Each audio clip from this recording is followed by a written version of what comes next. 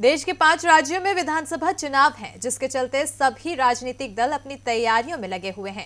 जहां अलग अलग पार्टियां रैली करके जनता को साधने में जुटी है, तो वहीं बीजेपी पर लगातार ऐसे आरोप लगते रहे हैं कि वो हर चीज को प्रचार से जोड़कर देखती है। अब ऐसे में चुनाव आयोग ने इसे लेकर सख्त आदेश दिया है। तो क्या है चुनाव आयोग का आदेश, देखिए रिपोर्ट।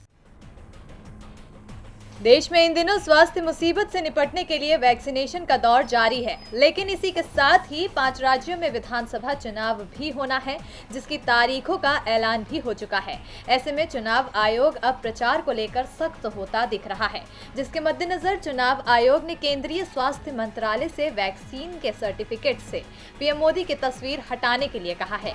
बता दें कि वैक्सीनेशन के बाद लाभार्थियों को सर्टिफिकेट दिया जाता है, जिसमें पीएम मोदी की तस्वीर भी लगी होती है। विपक्षी पार्टियों ने इस बात पर आपत्ति जताई थी।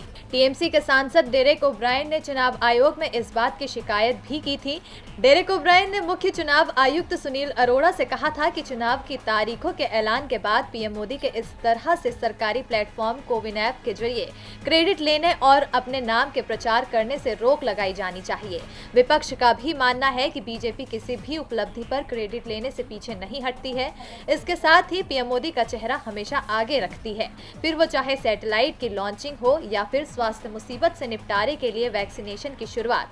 कांग्रेस नेता कपिल सिब्बल ने भी इस पर आपत्ति जताते हुए कहा था कि सर्टिफिकेट पर किसी की तस्वीर अगर होनी चाहिए तो वो देश के डॉक्टरों, स्वास्थ्य कर्मियों की होनी चाहिए। जब वैक्सीनेशन की सुविधा नहीं थी, इस दौरान भी ये लोग महामारी के समय में लोगों की मदद के लिए खड़े थे।